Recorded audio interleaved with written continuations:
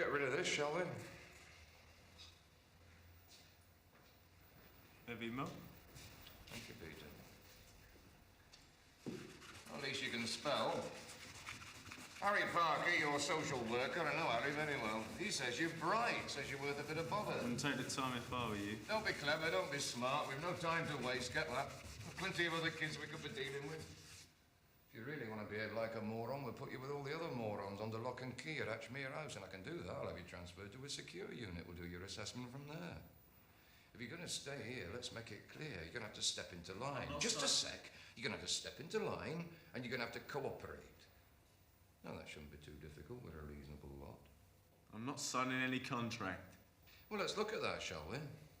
Let's give your intelligence the benefit of the doubt. Mr. Parker says you're a bright lad, and I respect his opinion. So I have a particular interest in you. Personal. Between the two of us. I want you to prove to me you're worth all the time and effort that we're prepared to put into you. Your big break, this. Because I'll not give you a second chance. All right? All right. Good. So let's take a look at what life's got in store for you. Go back a few steps, see just how clever you've been so far. For a kick-off, you've just been to court, haven't you? When was it? Thursday. Yesterday. Just yesterday. You've been to court before, haven't you? Right? Right. Still being clever, still being smart. So what were the most important things that happened to you before you went to court? Can you remember that far back, eh? You started off here at home. H-O-M-E spells home. There's your mum, your dad, all the rest of them.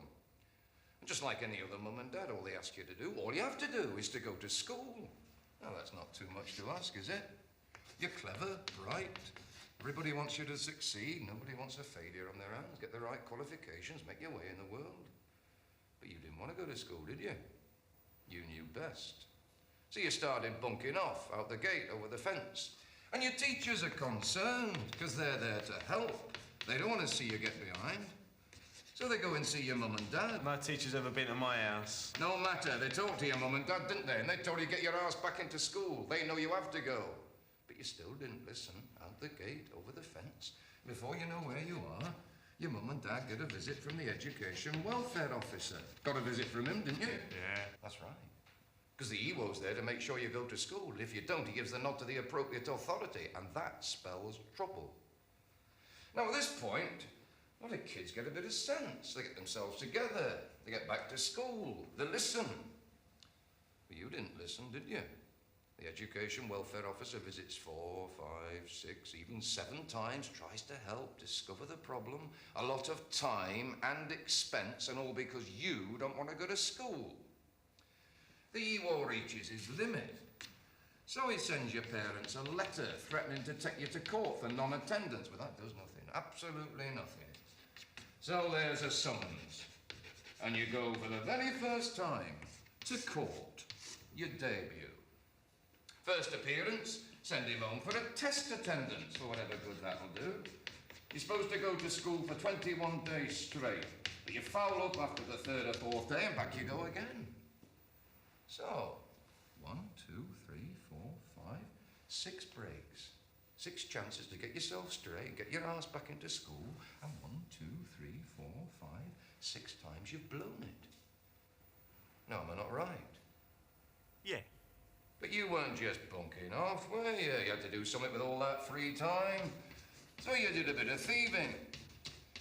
First 2 or 3 times you get caught, you get taken down the neck, and some policeman tells you off, shouts at you. Next time you get a caution.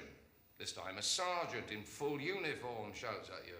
That doesn't make a damn bit of difference, because you're apparently deaf to any kind of reason. You go on nicking and making a general bloody nuisance of yourself, when you should be here learning something useful. But it's burglary, shoplifting, TDA, touching the dog's arse, taking and driving away. And back you go to court. They're getting to know you now. So you get fined or sent to the local police attendance centre. Kept off the streets all day Saturday, made to scrub floors by another loud policeman when you could be watching West Ham lose at home. The magistrates don't know what to do with you. They're all greengrocers and shopkeepers. So, they send you here to us for assessment.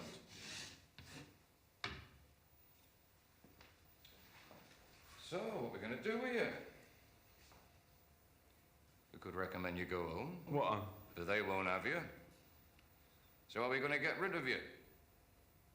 Foster parents? Never. Children's home? A joke.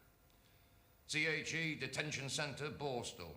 Well, a pity about CHE, Community Home with Education, appealing both to your intellectual brilliance and your public spirit. What used to be called an approved school at CHE. You could have been king of the mafia. Lots of lick-me-arse power trips for ambitious young 15-year-olds, and you've just turned 16. Bad luck. Not much left to bring you a line, is there? Short, sharp shock at the local detention centre. A Borstal. 2 simple lessons you're going to have to learn, DC or Borstal. 1, discipline. 2, respect for authority. You're going to have to learn it, so you might as well learn it now. This is an open invitation to you to cooperate, Trevor, for your own good. DC, 7 out of 10 coming out of detention centres, 8 out of 10 leaving Borstals, re-offend, commit crimes, that is, within 2 years. So, here you are, fresh out of Borstal. What's the first thing you're going to need, Peter? A job. A job. Peter, how many unemployed do we have at the moment? Millions. Exactly. So what chance have you got with your spots and your record of getting a job against a lad with O and A levels and a decent haircut? About nil. Optimistic. So, no job. What do? Sign on, the dole. How much is that worth to you? Place to live, food in your gut, a bit of fun, nothing is gone, broke. No job, no prospects, no cash. So what do? And you're back here. And all because you were too damn stupid when you were here, nicking sweets from the local tuck shop. Well, they've tried all this. They know this didn't work, not with you. So what's left? And you're on the bandwagon, boy. And you won't get off. Prison, locked up like an animal. A job, no prospects. Dole, no cash. Thieving, no more chances. Prison, an animal. Round and round you go. Well, those are your options. You've created them. You've brought it all upon yourself.